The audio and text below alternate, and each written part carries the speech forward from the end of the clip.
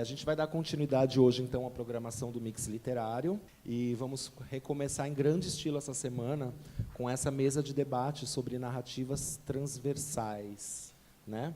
Temos aqui a Sharon Cardoso, do meu lado, a Mara Moira, Patrícia Borges e Naná de Luca. Essas pessoas dessa mesa, elas são muito pioneiras, porque elas estão realmente começando a trazer para o que a gente chama de meio editorial narrativas transexuais, né? E cada um ao seu modo, trabalhando, ao meu ver, também o que a gente chama de uma literatura fora do nicho, porque eu tenho certeza de que as narrativas que são construídas por essas pessoas são muito urgentes para outras pessoas trans, mas tem muitos outros leitores fora, né, desta comunidade também, né? E esse é meio que o sentido geral desse festival aqui do Mix Literário, como que a gente pode escrever para fora do nicho, né? E, ao mesmo tempo, como que essa literatura LGBT também, a gente está discutindo muito, que fica muito heteronormativa, voltada para o nicho. Eu acho que vocês vão ter muito a dizer sobre isso também, porque já existe, ontem, por exemplo, no Transaral, acho que a própria Patrícia disse, hoje em dia a gente é o bichinho do zoológico, entendeu? É o bichinho do zoológico da vez, que nem nós gays já somos também há um bom tempo bichinho do zoológico, né? Eles querem as nossas narrativas meio vitimizadas, assim, né? Quer ver a gente sofrendo, enfim. Eu vou pedir para cada um de vocês falar, se apresentar o seu próprio trabalho da maneira como você acha que deve e falar um pouquinho do seu trabalho. E a gente vai lançando questões, tá bom? Obrigado, gente. Sempre muito feliz, uma oportunidade muito bonita poder falar sobre literatura trans, sobre o lugar das pessoas trans na literatura e como também a gente vai fazendo da literatura um espaço de transformação do mundo, né? Eu tenho estudado tanto essas obras publicadas por pessoas trans, desde lá, as primeiras que a gente consegue rastrear, talvez 1980, com o livro de poemas da Rude Pinho, chamado Eu, Rude, mas encontrei até um pouco antes disso, 1976, um livro de memórias da Madame Satã, uma figura queer, ali, uma figura que não se enquadra, uma figura... e ela fez uma espécie de autobiografia que foi uma gravação de uma narrativa que ela própria ofereceu a uma jornalista, e essa jornalista transcreve e publica, né? Mas não tem muitas informações sobre como foi feita essa transcrição, quanto ela mexeu, quanto a jornalista mexeu nesse texto. Então, é ainda um pouco enigmático se a gente considera ou não essa como a primeira, talvez, referência de uma publicação trans no país, e seria muito importante que a Madame Satã fosse a primeira, que inaugurasse, né? Uma das primeiras figuras trans que escandaliza e balança as estruturas da sociedade brasileira. Mas, de qualquer forma, já é uma literatura, já é uma escrita que data de boas décadas, né? Então, aí os seus 40 anos, as suas 4 décadas e tanto, desde a primeira publicação, e um volume considerável, já temos mais de 50 obras registradas, 50 obras que eu consegui encontrar, mas só esse ano, mais 20 vão surgir, né, por conta da Padê Editorial, uma editora lá de Brasília, uma editora de livros artesanais, feitos muitas vezes com papel reciclável, com papelão, edições que parecem uma obra-prima mesmo, assim, é quase uma obra de arte para você ter ali na sua estante, tem até um cuidado para abrir, porque você não quer estragar aquilo, e aquilo é muito bonito. E não só bonito, o conteúdo também é muito poderoso. E só esse ano, por conta de um edital que a Padê ganhou, 20 obras trans vão ser publicadas. Então esse número vai ser vai começar a ganhar proporções, vai começar a ser difícil contar quantas obras pessoas trans publicaram no Brasil, né? A data de lançamento prevista para essas 20 publicações é no começo do ano que vem. Algumas já estão publicadas, já estão sendo publicadas ao longo do ano, mas no começo do ano que vem vão tentar fazer um mega evento com todas essas obras publicadas, obras que vão desde literatura, tanto poesia quanto prosa, mas também vão para memórias, também vão para ensaios, então uma perspectiva mais acadêmica também vai ter tudo presente, né? E não só essas obras me interessam dentro desse projeto meu particular de estudo de obras trans, mas também me interessam pensar que a pessoa trans, o que a transexualidade, a transgeneridade tem sido para a literatura brasileira. E aí eu comecei um outro estudo, acabei de mandar um artigo para uma revista literária chamada Suplemento Pernambuco, que vai sair, se eu não me engano, esse mês ou no próximo mês, o artigo, onde eu discuto personagens trans na literatura brasileira, né? Indo lá, tentando descobrir, lá no século XIX ainda, primeiros personagens que a gente poderia chamar de trans,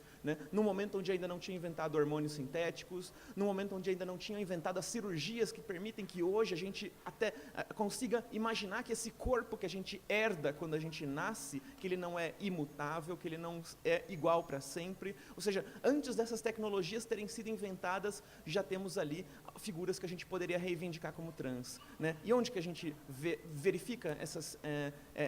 por que eu digo que a gente pode reivindicá-las como trans? Né? A gente percebe, por exemplo, uma figura que foi criada para ser Cândido e assinando uma carta de amor para o coleguinha na escola como Cândida, né? Uma mudança simples, né, na flexão nominal da palavra, uma mudança na flexão de gênero, né, faz com que essa figura queira se colocar ali naquela carta, naquela relação com aquele colega, como uma menina, como uma mulher. Isso está no Ateneu, por exemplo. Mas a gente vai ver também no Cortiço, né, 2 livros importantes do nosso realismo, naturalismo, né, para quem gosta de escolas literárias, a gente pode ir para o Cortiço também, e vai encontrar ali a última das lavadeiras, que é o Albino, né, um ser frágil, afeminado, que vivia entre as lavadeiras e era tratado como alguém do mesmo sexo delas. Elas estavam tão acostumadas a ele que já o tratavam como alguém do mesmo sexo, né? Olha que interessante isso, né? O que isso significa,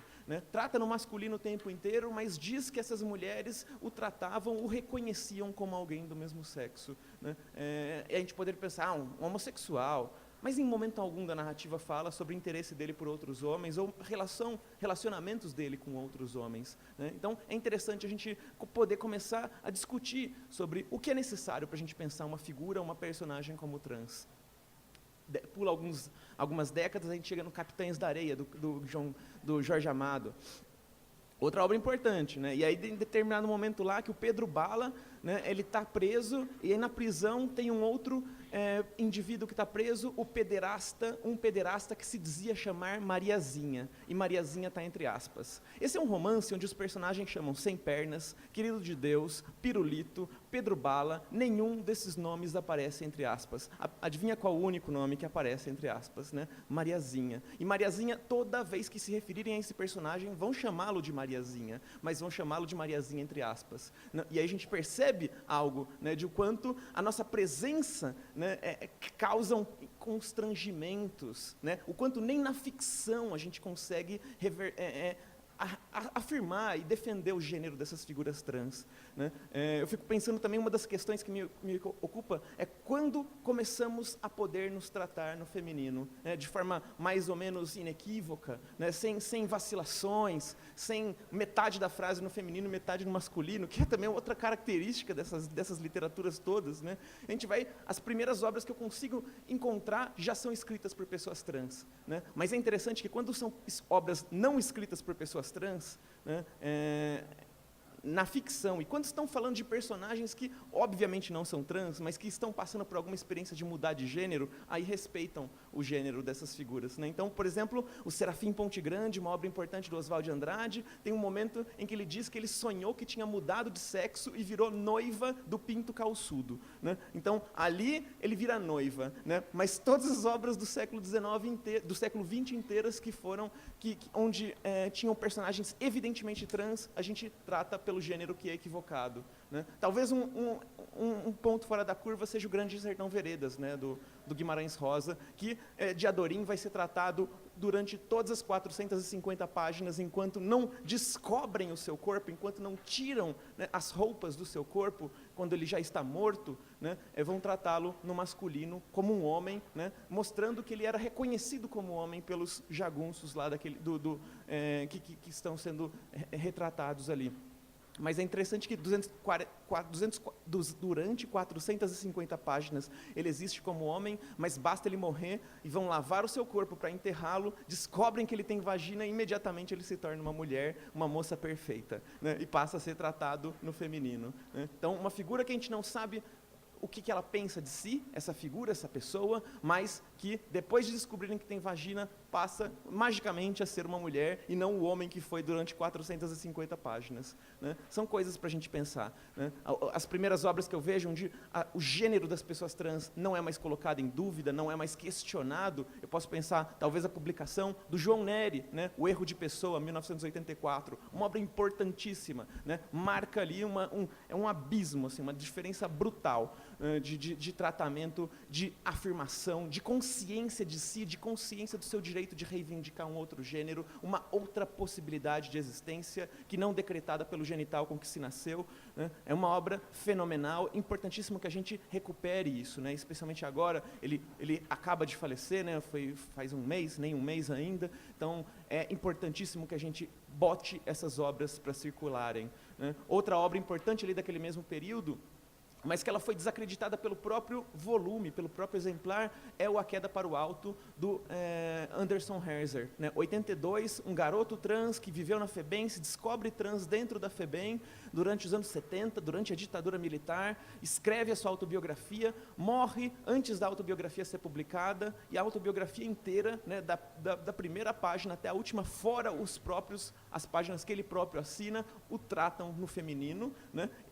E ignorando, atropelando totalmente a forma como ele próprio se pensava e como ele se coloca dentro do livro. Então é um livro que existe em função desse relato autobiográfico, em função dessa narrativa, mas é um livro também que precisa deslegitimar e desacreditar essa narrativa e esse gênero que ele está afirmando. Né? Isso mostra bastante do quanto a gente vai ocupando esses espaços, mas vai causando incômodos. As pessoas ficam incomodadas, né, diante daquilo que a gente está dizendo, né, e precisam, nos próprios volumes que trazem as nossas obras, muitas vezes, deslegitimar aquilo que esses volumes estão apresentando. Tratar isso como loucura, como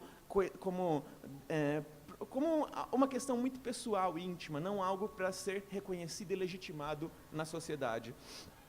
São questões que me preocupam e que me incomodam e que me interessam muito, fazer a história, né, dessas construções de gênero, a história de como a narrativa, a literatura foram um instrumento, sim, para que a gente conseguisse se colocando na sociedade, conseguisse colocando esses debates novos para circularem. Né? Eu participei de 3 livros até agora, sei lá, não sei quantos eu participei, eu escrevi um monte de prefácios, então eu estou participando de vários livros, mas aqui tem 3 livros que eu costumo carregar comigo sempre, porque são importantes para mim, são importantes para a minha trajetória. Um deles estava esgotado e acaba de voltar, né? Ainda nem fiz um evento de lançamento, vou fazer daqui a umas 2 semanas, quando a Monique chegar aqui em São Paulo, que é o E Se Eu Fosse Pura, né? Que mudou de título, né? As livrarias, a família brasileira, minha mãe pediram, né? Falaram que essa palavra puta na capa era incômoda, as pessoas tinham incômodos de ler, de levar esse livro em público, de comprar, de deixar na estante de casa, e me pediram para tirar, e eu tirei. Né? Coloquei um R bem grande em cima da letra T, o título oficial agora para constar no sistema é E Se Eu Fosse Pura, mas acho que a gente dá para ler os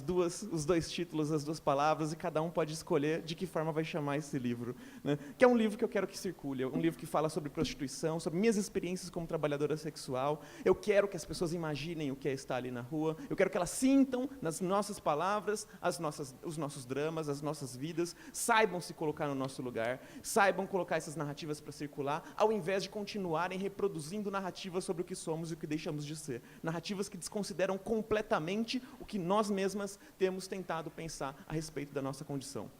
Né? Então, o E Se Eu Fosse Pura, E Se Eu Fosse Puta, é um livro que me dá muito orgulho. Talvez seja esse um dos livros que mais me realiza, assim, uma das minhas grandes realizações enquanto pessoa, e que eu quero muito vê-lo cada vez indo em espaços mais inusitados e chegando em lugares mais diferentes e levando esse debate cada vez mais longe.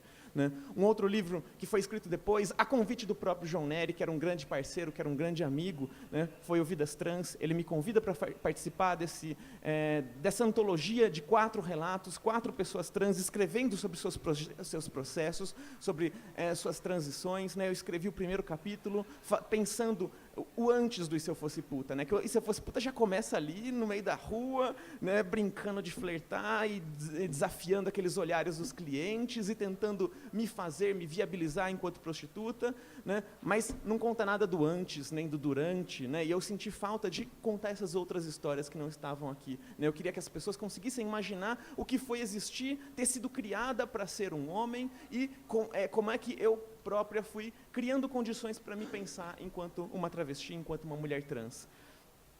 Então, o Vidas Trans é esse livro, né, com 4 pessoas trans, cada uma durante um capítulo pensando a sua condição, pensando a sua trajetória, escrevendo sobre isso, né. E um outro livro que é muito importante para mim, que vira junto com E Se Eu Fosse Pura, E Se Eu Fosse Puta, né, eu e a Monique, a gente está pensando, inclusive, em lançar um combo agora, o kit puta, né, que é o E Se Eu Fosse Puta junto com o Puta Feminista, que eu escrevi o prefácio desse livro, e eu participei de toda a elaboração dele também, como revisora, como dando sugestão de textos, né, estimulando essa minha grande companheira, que é talvez um dos grandes nomes do movimento de trabalhadoras sexuais no país atualmente. E aqui é um livro totalmente diferente do E Se Eu Fosse Puta, né? Não é um livro que vai contar historinhas, não é um livro que vai brincar de ficar dizendo das bizarrices que os clientes querem, ou de exotificar esse lugar, né? É um livro onde uma trabalhadora sexual se permite pensar seriamente feminismo, movimento social, transformação do país, né, paralelos entre a existência da mulher prostituta e da mulher não prostituta, né, ou seja, uma mulher trabalhadora sexual que ousa pensar e ousa publicar os seus próprios pensamentos, né. Tem algo ainda no nosso machismo que desacredita isso, né, que acha que a mulher excitante, a mulher puta, ela não pensa, né, a mulher que excita, ela não pensa, a mulher que pensa, ela é uma ameaça, né, para a nossa sociedade machista. Então, muitas vezes a gente vê o quanto mulheres são desestimuladas a desenvolver o seu senso crítico ou a colocar as suas palavras, as suas perspectivas, as suas narrativas no papel. Por isso esse livro é tão precioso. Esse livro é um livro de uma trabalhadora sexual e intelectual, né? É algo que a gente talvez pensasse inusitado, impossível, e cada vez mais está se tornando diário, né? Algo que a gente vai conseguir começar a acompanhar diariamente. Bom, acho que era isso que eu queria falar a princípio, sim, jogar para vocês um monte de questões e passar para minhas companheiras e meu companheiro aqui, e espero depois perguntas e a gente vai continuar nesse debate. Muito obrigada. Gente, boa tarde. Primeiro eu queria dar uma notícia não muito boa para vocês, e eu vou fazer com aquele jeito Boulos de ser, aquele de lado, assim, sabe? Gente, eu não trouxe o meu livro hoje. Eu não trouxe o livro porque eu acabei esquecendo, e eu trouxe o livro da minha faculdade de Libras, do curso de Libras, e só percebi no metrô. Eu peço desculpas, mas ele tem disponibilizado nas plataformas digitais e também está vendendo por aí. Ele era vendido pela editora Trans, pela Literatrans. Só que a Literatrans ela deu um tempo agora, então eu mesmo estou disponibilizando os livros físicos. Então, meu nome é Sharon Cardoso, atualmente eu estudo História, e a minha vida com literatura, ela começou já bem cedo. Eu sempre gostei de escrever, sempre gostei de ler, e, assim, o Divino Leviatã, que foi a obra que eu escrevi, é baseada no Leviatã do Thomas Hobbes, e eu criei toda uma atmosfera fantasiosa em relação a esse livro. E eu gostaria de ler para vocês a sinopse que eu preparei para esse livro aqui, para vocês terem um pouquinho da noção do que é a história, do que é o Divino Leviatã, o que eu pretendi com essa narrativa. Eu vou ler aqui rapidinho para vocês.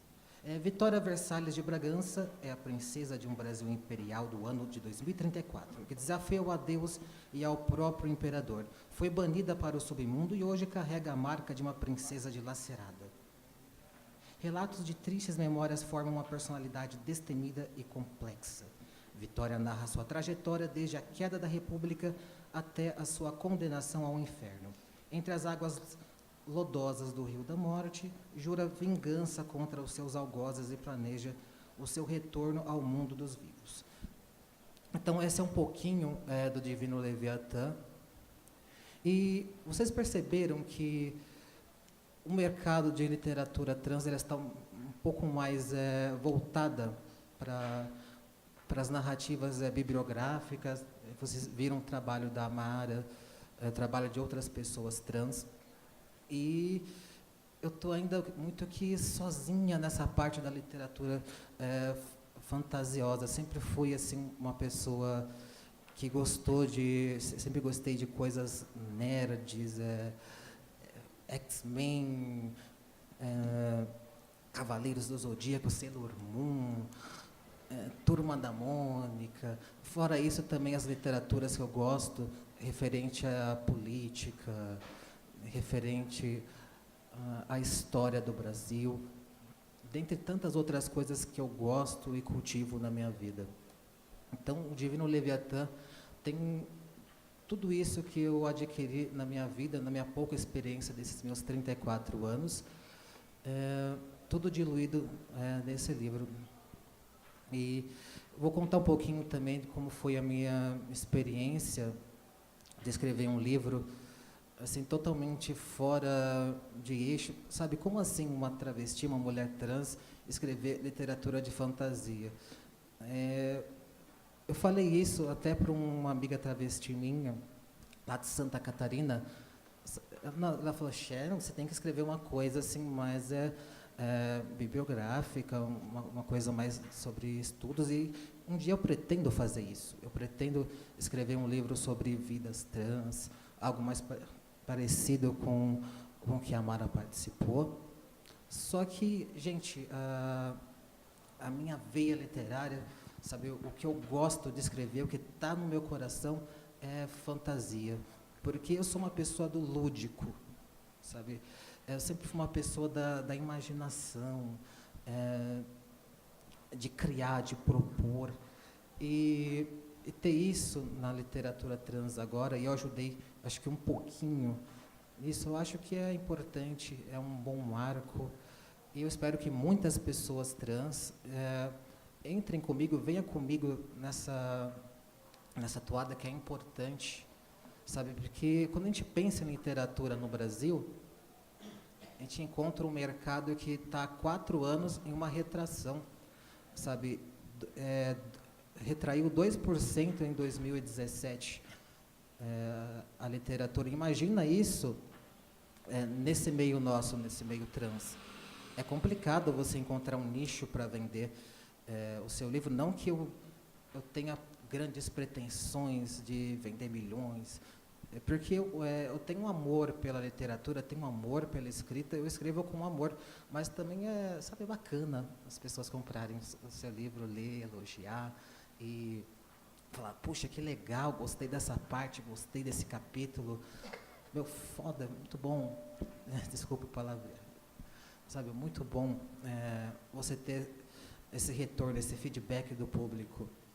É muito mais pelo feedback do que pela grana que entra, que não é muita, gente. Não vamos criar uma ilusão aqui de falar que você vai ficar milionário escrevendo, que vai acontecer. Pode acontecer, pode ser que você acerte em um Harry Potter e você venda aí que nem água. Mas a realidade é que o mercado brasileiro, ele é um mercado restrito, apesar de ter vendido o ano passado 5 bilhões, né, ter faturado 5 bilhões no ano passado. É um número considerável, mas a gente sabe que tem verbas do governo, o governo compra livros e distribui por aí, e por isso que dá essa quantidade tão alta. Então, o nosso desafio como pessoa trans, né, eu como mulher trans, é incentivar, criar um mercado bacana, ter um nicho legal onde pessoas prestigiam o trabalho e que o nome das pessoas trans cresçam cada vez mais. Sabe, eu busco isso, não vou mentir para vocês, eu quero ter um nome consolidado na literatura, porque, sabe, eu amo fazer isso, eu gosto de fazer isso, sou esforçado, eu escrevi o Divino Leviatã, não foi no notebook, não foi na lan house, eu escrevi em um celular, cara. Eu escrevi o livro todo, mais de 215 páginas, em um celular. E o Bruno, ele foi prova disso, né? O Bruno é um homem trans que era dono da Literatura Trans, então eu escrevi o livro no bloco de notas e ele ia lá e diagramava tudo para mim, sabe? Fez um trabalho lindo, uma capa muito bacana desenhada, e foi um trabalho que eu me orgulho de ter feito, sabe? Eu pretendo reescrever o livro, deixar ele um pouquinho mais enxuto, mas eu peço aí para vocês aí, contribuírem com o meu trabalho, se não for incômodo, comprar o Divino Leviatã, me ajudar a levar essa obra para mais pessoas, sair um pouco desse meu nicho do ego, né, que eu não tenho um público muito grande, muito cativo, eu sou uma pessoa muito mais das plataformas digitais, de Instagram, Facebook, entre outras plataformas, então o meu campo de ação era muito mais na internet. Agora que eu estou colocando as caras para bater, agora que eu estou saindo por aí para fazer a divulgação não só do meu livro, não apenas numa perspectiva egóica minha, mas também ajudando esse mercado trans. E, gente, além de ser escritora, também faço desenhos, eu desenho também, sou desenhista, ilustradora.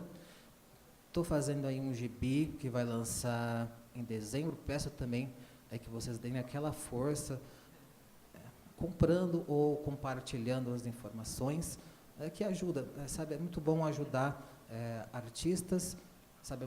Inclusive, se forem pessoas trans, né, que tem muita gente boa, muita gente de talento, sabe, que precisa ser descobrida, que precisa ser aí achada. E, sabe, eu colocando a minha voz, né, muita gente falava, Shannon, você, sabe, você tem algumas opiniões fortes, você escreve bem, gosto do que você escreve, algumas pessoas não concordam com tudo que você fala, mas eu acho que você é uma pessoa importante, que você precisa colocar a sua voz, dar a cara no mundo, e eu estou fazendo isso aqui. Estou aqui, sabe, conhecendo todo esse ambiente, conhecendo pessoas novas e levando aí uma marca bacana, que é individual, e também o coletivo. Boa tarde, gente. Então, eu sou a Patrícia Borges. Ontem estive aqui maravilhosamente fazendo um transaral, foi maravilhoso, muito rico, assim, é muito importante. A gente está ocupando, tipo, o Mix Brasil, né, gente? Onde os lugares que são nos negados, né? E eu fiquei assim, muito assim, compactada com o livro Eu Sou Pura, da Mara Moura, dentre de outras coisas, porque é isso, que a vida de uma pessoa trans não é fácil, porque hoje em dia a sociedade como um todo está tentando ser inclusiva, que não é.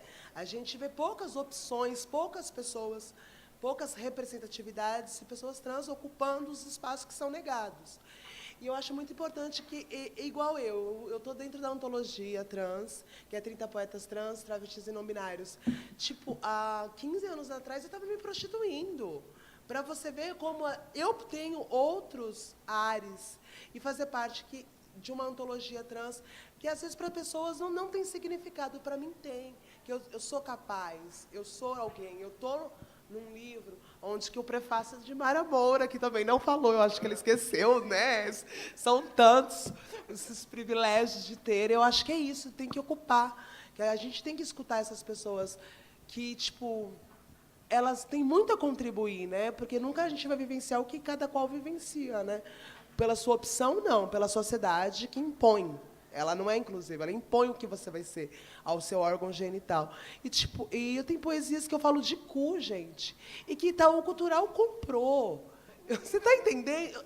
Quem é ela? Tipo, você vê uma magnitude, você se fazer respeitada pela sua palavra, não ser só um objeto de prazer. Entendeu? Porque é isso, o meu corpo ele é objetificado a todo instante, assumido jamais, né?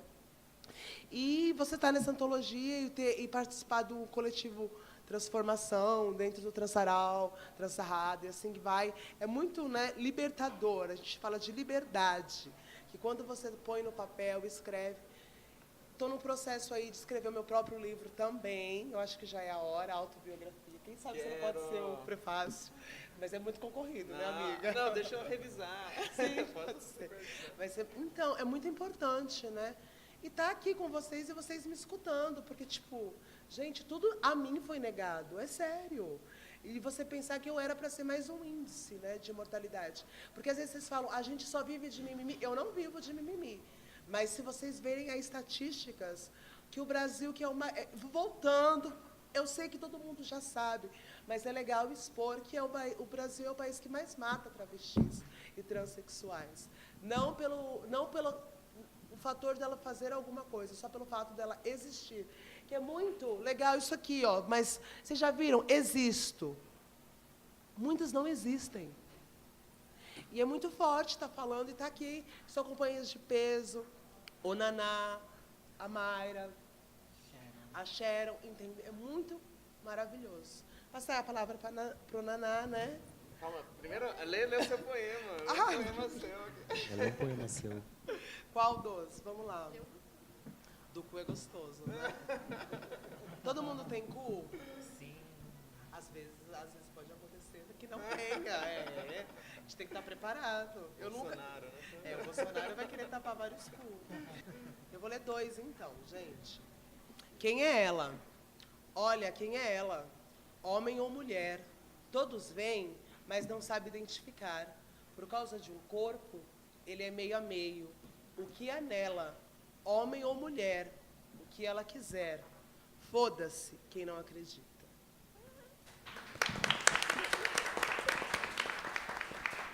E tem essa daqui, mas essa daqui eu acho que a gente tem que ter um senso crítico, porque eu acho assim, a nossa genitália, ela não foi nascida para ser invadida, né?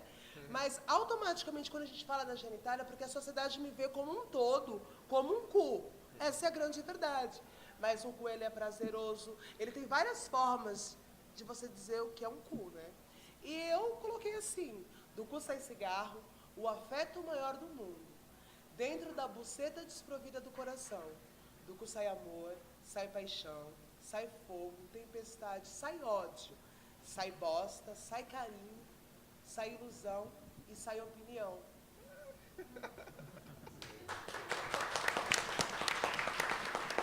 Mas é uma opinião que, às vezes, a sociedade não está preparada, porque eu poderia me moldar, eu poderia ser, tipo, uma pessoa cis. Eu não ia, porque ninguém vai ter uma opção de sofrer. Eu poderia ter optado pelo mais fácil, não ter sido expulsa de casa, não ter sido sequestrada, não ter sido levado facada, agarrafada, e diversas outras coisas que tem mais. Ninguém opta por sofrer, opta por ser transexual. Que às vezes as pessoas falam, não, você teve escolha. Eu acho que a gente nasce, a gente não se torna nem se cria. Vem uma coisa assim de dentro. Particularmente, Patrícia falando. Bom, e tem uma coisa também importante, tem A Orelha da Linda Quebrada, esse livro. Gente, maravilhoso. Lê a orelha, lê a orelha. A orelha é maravilhosa. E a revisora foi. Ah, você que revisou? Não. Em obra inacabada, espelho e martelo transcendental. Processo coletivo e vivo, ouço nossas vozes escritas gritando viva. Não laudo, que fere, que fura, que multa, que mata, mulata, mutila. Palavra que salva, escrita que cura. És cura, luta, defende com unhas e dentes suas próprias vidas, suas próprias dúvidas, sem dívidas, fêmeas ou não, sem firmas e de todas as formas, inflamam em carne viva, na pele, no pelo, nos dedos, o cheiro, no rabo, do ralo, o gosto, do medo, no beijo, saliva nos lábios, nos grandes, pequenos e médios, e engolem seco o doce do próprio veneno, lambendo do beiço até a última gota o antídoto. Enfrentam padrões, desafiando padrões. Não, enfrentam padrões. A linha escreve muito difícil, é muito bonito, mas puta que texto difícil. Enfrentam padrões, desafiando patrões. Arrebentam portões, corpo a corpo, rascunho, rabisco de nós, desatadas, escrevem de mãos dadas, atentas e fortes, com ou sem cortes, trava-línguas. Abre a mente, transborda, atravessa, atraveca. Aqui onde era todos um, singularidade múltipla, me vejo, me reconheço, me encanto, me encontro, me perco, me berro, me borro, me melo, me lovo, me leve, me livra, me love, me luta. E então percebo que acabo de não morrer.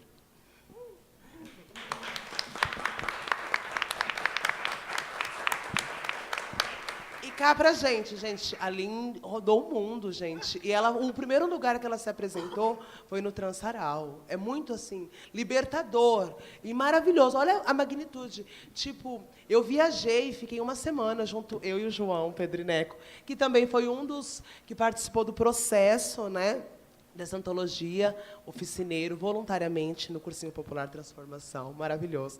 Eu viajei uma semana, eu achei que eu nunca iria viajar de avião, gente. Com hospedagem paga, o aviãozinho, lá em Porto Alegre. Fiquei uma semana, vivi da antologia. Até no salão de cabeleireiro eu fiz as unhas e cabelo pela antologia. Isso que é maravilhoso, gente. Assim, tem coisas que não têm preço na vida.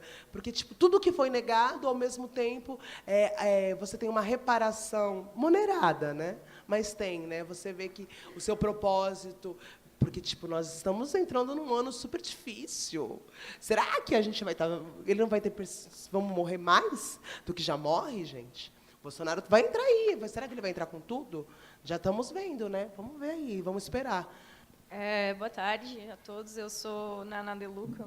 Só o último comentário sobre a orelha da Lin foi o pesadelo de qualquer revisor, porque chegou e eu não tinha nada para fazer.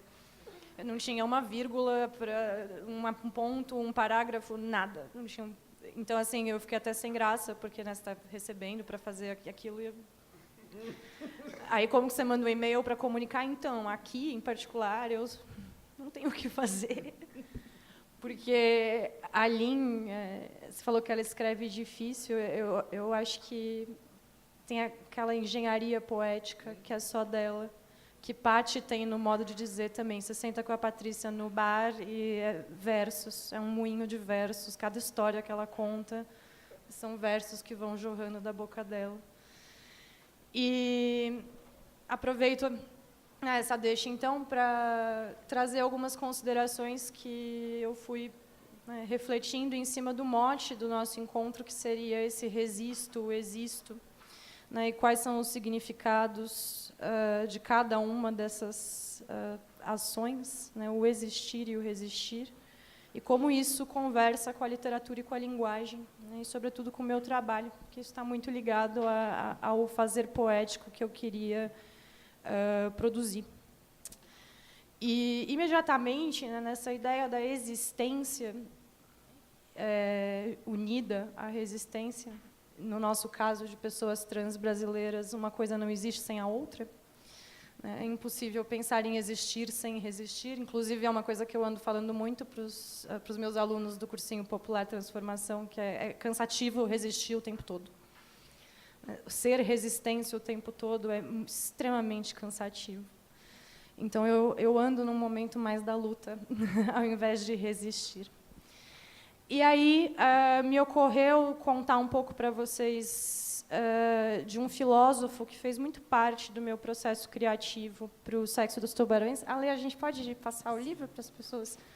Eu, infelizmente, só trouxe uma cópia. Tem um filósofo da Martinica chamado Édouard Glissant. Ele, por conta de problemas de tradução, ele ainda não chegou muito nas nossas discussões no Brasil. Só que eu acho ele elabora um pensamento de extrema importância para o momento que a gente está vivendo agora. A Martinica é um pequeno país no Caribe, né, que sofreu uma colonização brutal por parte da França. E esse processo de decolonização vai ser justamente a raiz de toda a reflexão do Glissant, sobretudo no que tange à linguagem, à poética e à diversidade. Né? Como falar de poéticas em um país cuja identidade, por pressuposto, tem uma violência. Esses dias eu andei pensando, nós aqui no Brasil, a nossa identidade ela é formada pela alquimia de todas as dores. Né? Nós temos a escravidão, nós temos a colonização, nós temos o genocídio, nós temos o estupro.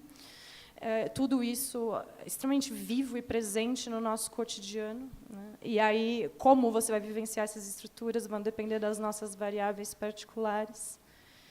E o Glissant, uma reflexão muito ampla sobre todos esses marcadores para os povos que enfrentaram colonizações, que se fundaram em colonizações, ele vai clamar pelo direito à opacidade. O que de imediato parece uma coisa um tanto estranha, né? Porque quando a gente pensa em opacidade, a gente justamente pensa naquilo que não é transparente. Quer dizer, aquilo que não é totalmente compreensível, aquilo que não é totalmente palatável, aquilo que não é de pleno acesso para nós. E é justamente esse o direito que ele vai reivindicar. Ele vai reivindicar a todos o direito à opacidade. Porque ele diz, né, de acordo com o pensamento europeu, europeizado, né, para a gente falar também dos desdobramentos desse pensar, a aceitação só pode ser atingida se há compreensão. Eu preciso compreender totalmente o outro para, então, aceitá-lo. E o Glissant vai dizer não. Não. A compreensão ela não tem que ser um estágio da aceitação. Nós temos que simplesmente aceitar. Nós temos que simplesmente abraçar o outro. Ele vai dizer nesse manifesto, né, que se chama justamente Pela Opacidade, eu não preciso compreender o outro para amar o que ele faz. E eu acho que quando você é uma pessoa trans na sociedade, LGBT de maneira mais abrangente, é de nós cobrar o tempo todo uma certa redução. A gente precisa nos colocar em termos que a sociedade cis-hétero padrão vai compreender. Então, por exemplo, quais são as nossas reivindicações que são totalmente compreensíveis para a norma? Né? O casamento. Se a gente fala em casamento, a sociedade cis-hétero, de alguma maneira, nos compreende. Tudo bem, casar. Nós entendemos essa lógica do se apaixonar, se juntar, ter os direitos do casamento. Adoção, mesma coisa, né? O desejo de ter filhos. Né? Então, quando a gente fala nesses termos, essa sociedade nos acolhe em alguma medida. Claro que não totalmente, porque não se trata disso.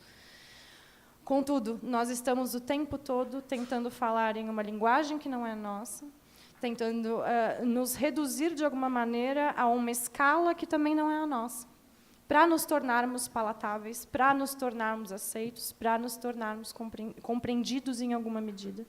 Como se, para ser aceito, a gente precisasse se explicar, e essa explicação precisasse ser aprovada e ter um aval. Então, isso eu entendo. Tanto que, no livro de Amara, por exemplo, o que me chama mais atenção no título não é nem o puta, nem o pura, é o esse.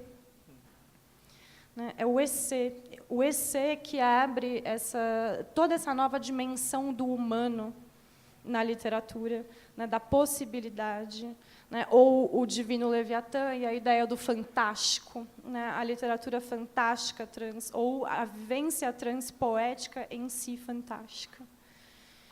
E essa reflexão da opacidade ela foi muito presente quando eu estava escrevendo O Sexo dos Tubarões, porque eu queria escrever um livro que contasse uma história de uma criança que se tornou tubarão. E eu queria o tubarão enquanto uma metáfora para essa existência dissidente, para essa existência que não está prevista nos códigos, que não está prevista nas normas.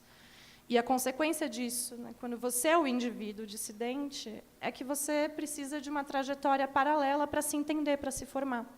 Você não vai na escola, por exemplo, para se formar um bom cidadão LGBT, para conhecer a sua cultura, a sua história, as suas questões políticas, os seus heróis e heroínas, os grandes marcos. Você precisa, ao contrário de toda uma trajetória geralmente muito solitária, de se entender nessa sociedade e aí buscar, e aí finalmente encontrar um coletivo, em alguma medida. eu acho que se tem uma coisa muito em comum nas trajetórias de pessoas LGBTs é que, no geral, nós encontramos as nossas famílias lá para os 20 e poucos anos. As nossas famílias cotidianas, os nossos irmãos, irmãs e mães e pais e primos. Porque até a nossa relação com a família institucional, por exemplo, no geral, ela não é tranquila. Mesmo os que têm uma relação teoricamente tranquila, sempre existem aí as lombadas no caminho, né? Porque é aquela coisa, quantas famílias criam os filhos para serem LGBTs? Quantas famílias prevêem essa possibilidade de uma filha travesti, de um filho não binário, ou de um filho gay ou bissexual, uma filha lésbica, né? Isso ainda não está previsto. Então, existe uma jornada de formação, né, rumo a esse coletivo, rumo à família, rumo ao se entender e ao pertencer. Então, o tubarão, no meu livro, ele surge como metáfora justamente para essa existência dissidente, e eu queria trazer uma história, dentre tantas outras possíveis aí do universo dos tubarões. No caso, uma história de amor, justamente para entrar eu também aí na escala do aceitável, né? O amor é aceitável, sempre. Né? Pelo menos isso ainda não julgam, tanto que são os slogans de ativismo que fazem mais sucesso. Né? Toda forma de amor é válida. Óbvio, né? Ninguém vai contestar isso, né? A não ser que a pessoa seja de um mau caratismo explícito. Então, a gente tem uma história de amor que é acompanhada de uma jornada de formação do eu, que vai rumo ao coletivo, né, que vai entender esse ser tubarão enquanto coletivo e colecionar as histórias desse coletivo, né, mostrando justamente a sua singularidade, a sua potência, né, de cada um, mas a potência não do indivíduo, mas da rede, né, a rede de tubarões, a rede de existências que se encontram, que se lambem, que se mordem, que se amam, que se deixam e se abandonam, né, e que colecionam as memórias uns dos outros. E aí, para tudo isso, eu precisava de uma linguagem sem gênero. Porque de nada adiantaria toda essa reflexão se eu escrevesse um livro que falasse de meninas e meninos, e mulheres e homens. Né, não faria sentido, seria infrutífero, porque justamente eu cairia lá onde eu não quero, né, que é na redução, né, que é no reduzir. Eu não queria falar nem homens, nem mulheres, nem meninas e meninos. Eu queria falar de crianças. Eu queria falar dos tubarões enquanto uma existência inteira e amorosa, né, e de busca, e de descoberta, e de exploração, e de entendimento do mundo, né, uma maneira de ver o mundo. Escrever sem gênero em português é um problemão. É um problemão, tanto é um problema que eu levei cerca de 1 ano e meio, 2, né, e é um texto relativamente curto, são 30 laudas, e ele demandou bastante trabalho para atingir essa linguagem. Eu vou falar neutra, mas eu tenho alguns problemas com a palavra neutra, porque tem uma coisa que essa linguagem não é neutra, né? Ao contrário, é um livro que combate ativamente a linguagem, porque entende a linguagem enquanto uma instância de opressão. Né? O Glissant vai falar da existência da opacidade, né? Justamente para nos mostrar como a linguagem, a poesia, elas dão existência. A partir do momento que a gente tem as autobiografias trans, as poesias trans, o realismo fantástico trans, que acho que é o nosso caso aqui, o meu e de Sharon, né, nós estamos recriando e dando existência às pessoas trans na literatura, porque a linguagem, a poesia tem essa força de materializar, de fazer existir, né, de fazer existir e, portanto, resistir, no nosso caso. Né, e eu acho que, muito em breve, na nossa literatura, a gente não vai mais tentar ser compreendido. A meu ver, a nossa tendência agora é justamente mergulhar nas nossas opacidades, e vocês que são cis, que se entendam.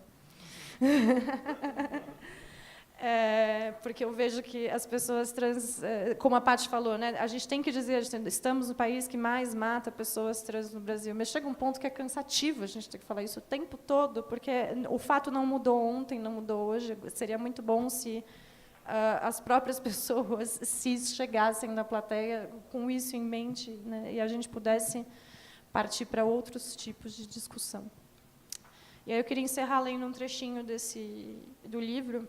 Já aviso, muita gente diz que o livro é triste, e é mesmo. Mas eu vejo também que ele não é só uma coisa, porque eu acho que justamente está aqui um trabalho total de não redução, ao contrário, de aprofundamento e ampliação, né, do que é essa existência e as possibilidades dela. Né. Então, o livro é triste, mas ele é também muitas outras coisas. E aí eu queria encerrar lendo esse trechinho, só para contextualizar vocês a respeito. Existe um momento muito importante do livro, que é quando a personagem narradora principal, que é um tubarão, e o tubarão parceiro, né, o tubarão que acompanha aí nessa jornada, chegam ao primeiro funeral desse tubarão protagonista. E é um momento muito importante, muito significativo. Primeiro, porque acontece uma reunião de vários tubarões de vários lugares e várias partes do mundo, né? E o primeiro grande evento de união, de fato, é velar o corpo de um igual, né? Velar o corpo daquele que foi morto por ser tubarão. E aí vem esse trecho.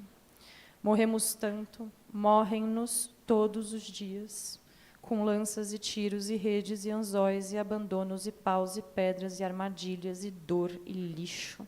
E só tubarões velam tubarões.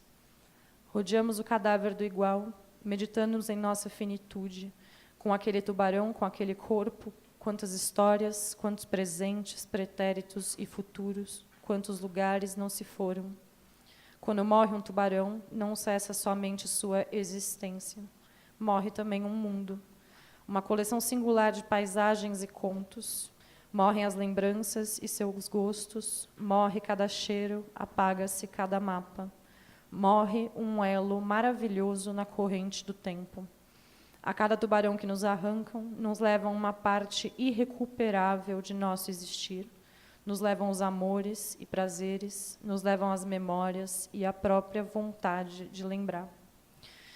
Então, esse livro é a marcação de uma lembrança, de uma existência, e todas as múltiplas existências que a tocaram.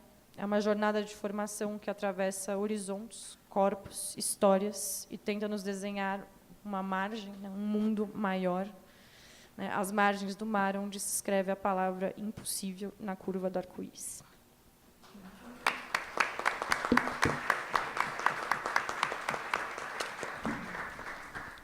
Queria só aproveitar para dizer uma coisa também.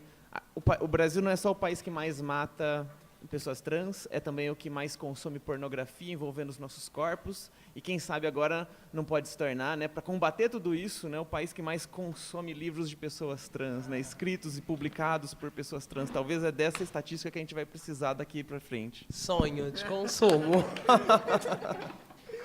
Gente, eu queria fazer uma pergunta para vocês, já abrir aqui para o pessoal também. A gente ainda tem uns 15, 20 minutinhos, porque passou bem rápido, né? Essa coisa, por exemplo, que da fala da Naná, do Naná. Aliás, você permite os dois pronomes porque você se vê como não binário, né? Eu gosto do neutro. Tá. Mas eu sei que é difícil. Tá bom. Você fala sobre isso da não opacidade, por exemplo, e que se reflete tão bem no seu livro, que traz um animal que, né, que transcende essa questão do gênero, digamos assim, né? A gente tem discutido muito, como eu falei brevemente no começo, sobre essa sigla literatura LGBT, que eu acho que, num primeiro momento, é importante para poder abrir um espaço no mercado, para poder criar, mesmo que narrativas toscas e primeiras narrativas heteronormativas, assim, para a gente se ver representado, já é alguma coisa. Mas a gente já está começando também a questionar muito esse movimento, né? Acho que a gente tem surgido uma discussão de que, quando a gente fala em LGBT, essa sigla ela é muito importante para a defesa dos direitos civis, para a gente buscar leis, para a gente lutar por questões políticas muito claras e imediatas, né? Principalmente no caso das pessoas trans, que até muito pouco tempo atrás não tinham direito nem de ter o próprio nome, né? E aí tem muita gente falando de uma literatura queer, de que independente se a gente é gay, se a gente é lésbica, se a gente é trans, nós temos um olhar queer, ou um olhar trans, ou um olhar para contar histórias que não necessariamente falem sobre nós, inclusive, que possam falar sobre outras coisas, ou que possam fantasiar, ficcionalizar, como é o caso da Sharon, como é o caso do Naná. E aí, vocês vão entender onde eu quero chegar. As narrativas de meninos gays, elas já têm muito mais décadas, por nós sermos homens cis, quer queira, quer não, nós tivemos um acesso ao meio editorial já há mais de um século, para, mesmo com muita dificuldade, começar a colocar uma ou outra narrativa, né? Então, é fácil para a gente dizer assim, vamos parar de falar sobre os mesmos temas, vamos parar de falar sobre preconceito, sobre sair do armário, sobre o primeiro amor, sobre tudo isso, né? No caso das escritoras lésbicas, bissexuais, a Cristina Taquela pode dizer também que ela me ajudou a fazer a curadoria das mulheres, né? Às vezes é muito difícil fazer com que as autoras lésbicas e bissexuais queiram trazer a narrativa delas a público para nós aqui, porque também existe um processo de objetificação muito grande, aí acaba ficando um gueto mesmo de literatura lésbica, né? E no caso da literatura trans, vocês vão poder dizer melhor do que todos aqui, claro, realmente, grande parte das narrativas que têm surgido agora nesse, digamos, boom, podemos chamar assim, um primeiro boom, porque quem dera fosse um boom, né, pudessem ter muito mais autores trans, né? São muito narrativas que tentam recontar a própria história, a própria existência do autor para ela ou ele mesmo. O que não é nem um pouco, né? É muita coisa tratando-se das pessoas trans, porque você está... talvez seja a categoria dentro da sigla que mais tenha sofrido um processo de apagamento da identidade ao longo da história, né? Então, que nem os exemplos que a própria Amara citou, da história da literatura, de que aparece entre aspas, outros tipos de desvios não entram tanto entre aspas quanto o desvio trans, né? E aí, então, acaba a gente tendo esse momento que nós temos algumas poucas iniciativas que estão surgindo, de ficcionalizar, de criar um outro reino, uma outra coisa, e muitas narrativas de autoficção que também são muito presentes no meio literário hétero, cis, né? A autoficção ou autobiografia, né? Mas eu não acho que é muito diferente você ter um movimento de autobiografia trans e um movimento de autobiografia do macho branco hétero, que todo ano ganha o prêmio Jabuti, se lamuriando de como ele está perdendo os próprios privilégios. Porque as narrativas de autoficção trans, elas trazem uma perspectiva de vida e alguma coisa que nós nunca vimos, que nós não sabemos, e que é exatamente o que nós precisamos ver nesse momento da história, eu acho, né? Então, eu queria saber assim, que tipo de olhar pessoas, às vezes, do meio literário vêm para vocês e olham e falam que isso que vocês fazem é literatura LGBT, ou como que as pessoas classificam vocês, como que é a relação com o meio editorial, como que é, por mais que a gente consiga abrir um espaço, que nem a Patrícia falou, de que é maravilhoso o que você conseguiu a partir da antologia, com certeza tem alguns limites que vão colocando. Como é essa relação com o mercado editorial, com essa sigla, literatura LGBT e tudo mais? Vocês podem comentar? Eu me chamo Ricardo Peçanha, eu sou músico, escritor também, poeta. Eu vou em vários saraus, inclusive eu vi aqui, né? Eu vim no sarau aqui na frente, não começou ainda. Aí eu vim dar uma volta aqui e vi vocês aqui, achei muito interessante. Eu queria falar um fato que aconteceu e que vocês acham dessa ideia, né, da pessoa. Eu fui num sarau aberto para todo mundo, né? Cada pessoa defende um ponto de vista, eu acho que é isso daí, né? E aí tinha uma senhora, no meu ver, assim, ela tinha uns 60 e poucos anos, e ela falou um poema dela relacionado a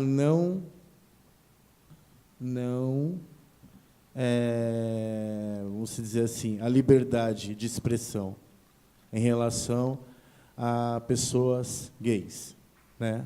O poema dela se baseava em cima disso. Ela terminou de falar o poema dela, aí tinha pessoas na plateia que também eram gays e bateram palma. Eu achei aquilo cúmulo, né? Porque ela estava falando uma coisa totalmente negativa para a liberdade de expressão das pessoas, de vida até, expoente de vida, o que a pessoa passa, uma coisa negativa. Aí eu na ocasião, eu fiquei quieto, não falei nada, porque eu não estava ali trans, né? Tipo, direcionado a vocês. Mas eu gostaria de saber, para eu poder entender, se tivesse umas de vocês lá, trans, pessoas trans, o que vocês falariam para essa senhora em relação ao poema que ela fez, negativando as pessoas trans, gays e todas as outras pessoas, todos os outros gêneros, GLBT. Eu fiquei sem saber o que eu falava. Eu tenho uma perspectiva de que o gênero é uma coisa bem externa, ou pelo menos a minha percepção do gênero sempre é uma movimentação em relação ao meu gênero, do externo para o externo. Parece que a gente está sempre ouvindo o que a gente é e o que a gente tem que ser. E aí, a minha pergunta é assim, porque eu imagino a experiência de você descobrir que a sua genitália não está dentro do que as pessoas esperam, assim, tipo, isso como é isso de tipo você dialogar o gênero fora de você, porque você tem uma percepção dentro de você do seu gênero, ou tipo se isso é muito difícil ou tanto faz, ou tipo não importa o que as pessoas vão dizer, haters gonna hate, sei lá, alguma coisa nesse sentido. A minha questão é para Mara, mas pode ser, as outras também podem comentar, as outras autoras e o Naná também podem comentar. Eu lembro quando você lançou a primeira edição do E Se Eu Fosse Puta, você foi a uma entrevista do Amaury Júnior.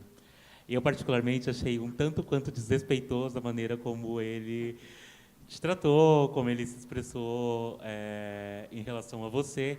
E eu gostaria de saber, em relação a esse tratamento, assim, como você tem feito para meio que desencanar de eles perguntarem, de falarem, você é o travesti, ou você é o trans, ou tentando fazer referência ao período que você não tinha feito a sua transição, enfim. Como é que você tem lidado com isso? E se, aí pegando um gancho na literatura, se você já trabalha com essa questão também na esfera da linguagem, para os seus próximos trabalhos, para as suas próximas coisas, não no sentido de ser didático, nossa, eu quero mostrar que é muito chato eu sendo uma mulher, eu tenho que ficar ensinando que tem que me tratar no feminino, que tem que colocar, o meu tratamento como de mulher. Assim, se você pensa em alguma forma de fugir não só do estereótipo, mas de trabalhar isso também por meio da linguagem para os seus próximos trabalhos, ou mesmo para o Se Eu Fosse Pura, se você já fez alguma modificação em relação à primeira edição, enfim. Gostaria de ter uma curiosidade em relação a essa questão. Bom, deixa eu começar comentando um pouco sobre isso.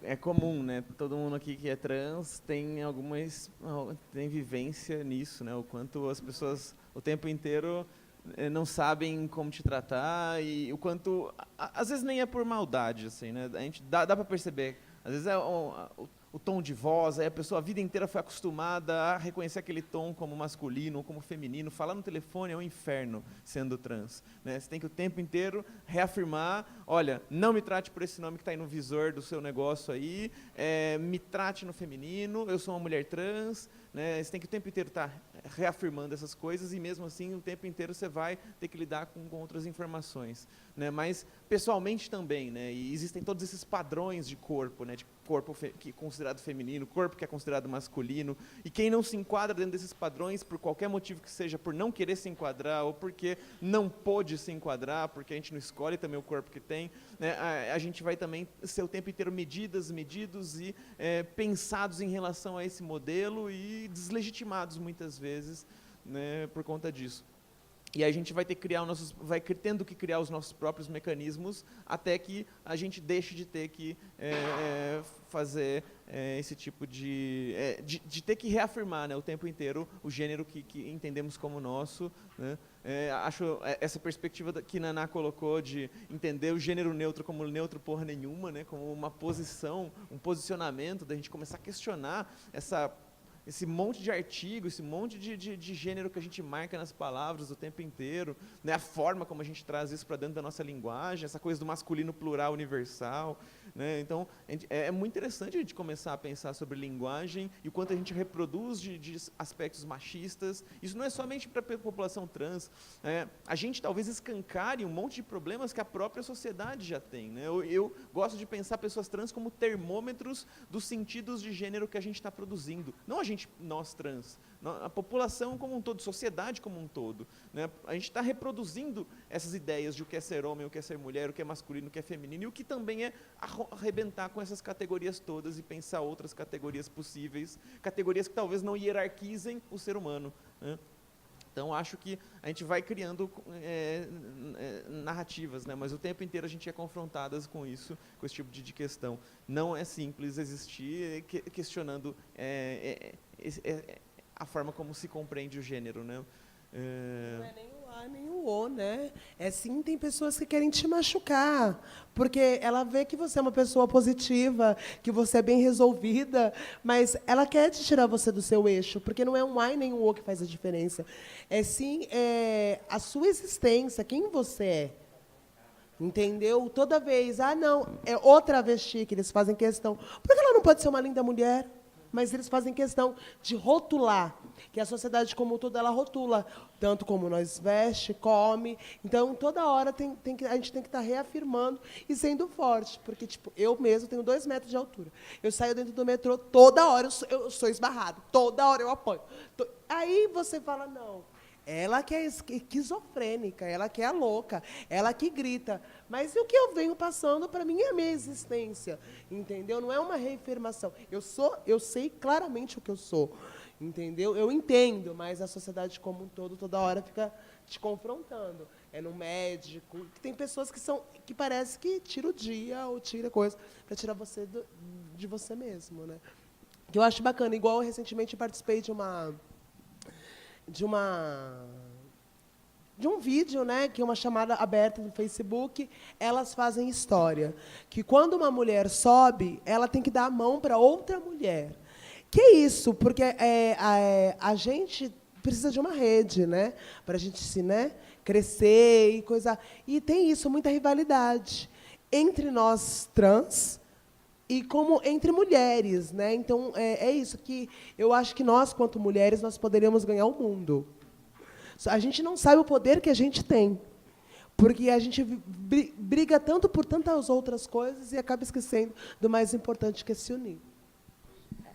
Vou responder e dialogar aqui com as amigas. É engraçado que a gente até comentou aqui entre risos, as pessoas sentem muita liberdade de falar das genitálias da pessoa trans. E tudo bem, eu entendo que existe o limite da curiosidade normal que a gente tem, né, mas é engraçado como o tempo todo isso entra em campo para nós. Então, eu quero frisar, respondendo a sua pergunta, em primeiro lugar, a transgeneridade ela não necessariamente está relacionada a um desacordo com a genitália. Eu conheço muitas pessoas trans que estão mais do que felizes com a genitália com a qual elas nasceram. Então, a questão não é meramente essa.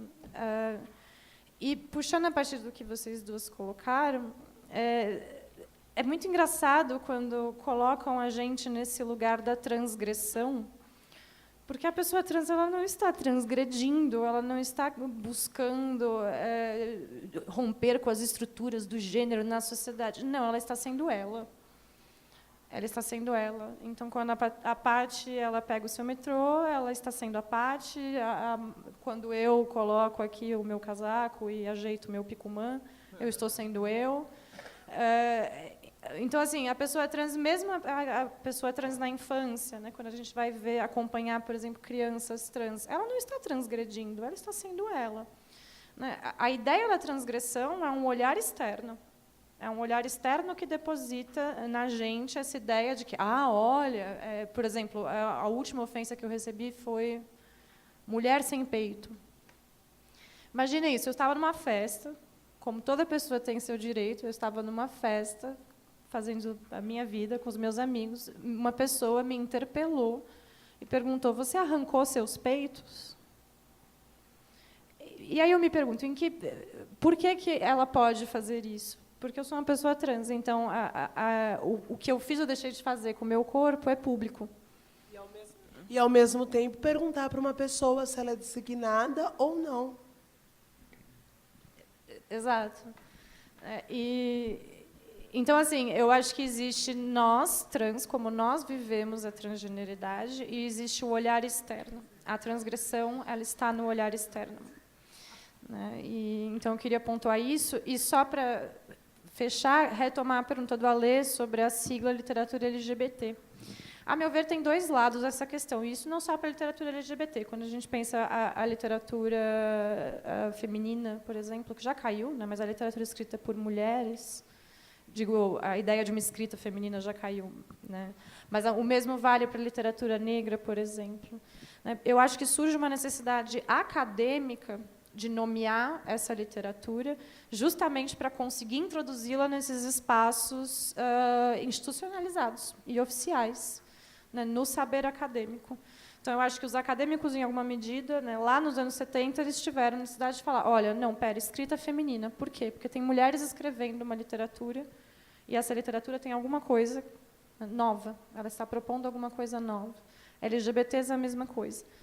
Só que como que a coisa se complicou para nós nos anos 70? Porque aí a crítica literária, lá, né, quando nós finalmente estávamos reivindicando na sociedade nosso direito de existir, nosso direito a escrever e falar e ser ouvidos, etc., a crítica literária europeia diz, mas o autor morreu. O autor morreu. Então, agora não importa mais se o autor era LGBT, se ele era negro, se ele era branco, se ele era rico, se ele era pobre, ele morreu. A gente não pode pensar o autor. Só que, de um ponto de vista daquele que é homogêneo, né, daquele que é branco, daquele que teve, em alguma medida, uma tradição, como você lembrou muito bem, o homem gay tem a sua tradição literária, que foi consolidada, né, muito mais do que a lésbicas e trans, por exemplo. Tudo bem matar o autor, porque, ok, a gente mata o autor e a gente parte para outras questões. Mas e para nós, que o autor nem nasceu? O nosso autor trans, ele nem nasceu. O autor negro, ele também mal nasceu. Né? Então, eu acho que deram uma rasteira crítica na gente, e por isso a gente cai nessa discussão. Na literatura LGBT ou não literatura LGBT? Isso limita ou não limita? Onde está a discussão? Ela está na linguagem? Ela está no autor? A gente ficou aí em arcabouços críticos que a gente precisa resolver, ao meu ver, juntos. Eu acho que ninguém vai ter uma resposta absoluta, ela vai ser sempre coletiva. Aqui pensando um pouco aqui nas narrativas das minhas amigas, de Naná, às vezes eu me pergunto assim, qual é o meu lugar nesse mundo, né? Assim, para que eu estou aqui no meio de 7 bilhões de pessoas, assim, com todas as diferenças que eu tenho enquanto mulher trans, sabe, a minha corporalidade, a forma como as pessoas me enxergam, e, sabe, é como, assim, pisar em ovos o tempo todo. Os nossos acertos, invariavelmente, são tratados como coisas pequenas, e os nossos erros, assim, são erros fatais, sabe. Uma pessoa trans que comete um erro, assim, é praticamente o fim da trajetória dela.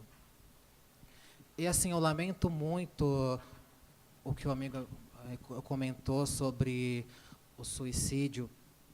Eu não entendi muito bem, mas, assim, muitas das coisas que acontecem nos levam a uma situação como essa, de você não ter saída, assim, de todas as reflexões que você tem, você não encontra um norte, você não encontra respostas, e a única resposta que você encontra é o findar da sua vida, talvez pensando que isso é o fim, acaba a dor, acaba com o seu sofrimento. Eu passei por um período assim de querer me matar. O meu 2016 assim, foi assim, um ano terrível, assim, de perdas de amizade, a família me condenando, porque assim, eu fui criada para ser um varão de Deus, um pregador da palavra e músico. Enfim, eu tive toda uma educação para participar de um ministério de louvor. Né? Não vou citar aqui um ministério do qual eu participava, mas ele é famoso aqui em São Paulo e regiões. Então, tinha toda uma expectativa para a minha educação. Né? Investiram em mim, fiz diversos cursos, os meus pais acreditaram no meu talento e, de repente, uma filha trans, e eles não tinham muito o que tratar comigo. Né? Foi briga, fui expulsa de casa, morei um tempo na casa da minha amiga e eu me recuperei, sabe? Fui guerreira. Cheguei também a me prostituir por um tempo para ter dinheiro e, sabe, eu queria tirar a minha vida porque eu não via perspectiva. E depois que eu descobri que tanta gente que gosta de mim, inclusive a minha mãe, que ela não compreende muito bem o que eu sou, mas além da tolerância, ela tem um amor pelo ser, pela Sharon, do qual ela identifica com outro nome. Então, é tempo da gente se abraçar, é tempo da gente ter, sabe, solidariedade com as pessoas, porque vivemos tempos difíceis. Sabe, vamos entrar aqui numa seara assim, conservadora, sabe, de narrativas duras, de uma agenda que veio lá dos Estados Unidos e que pegou aqui o Brasil de assalto. Então, vamos resistir, gente. Vamos assim, dar a mão um para o outro, não de uma forma demagógica, não só para falar, só para ter uma narrativa, falar bonito. Não, vamos nos ajudar, sabe? Vamos ajudar todo mundo aqui, porque é junto que a gente vai chegar, é junto que a gente vai construir um Brasil melhor, juntos que vamos construir aí uma literatura bacana e ajudar todas nós aqui. Obrigado, gente. E é isso.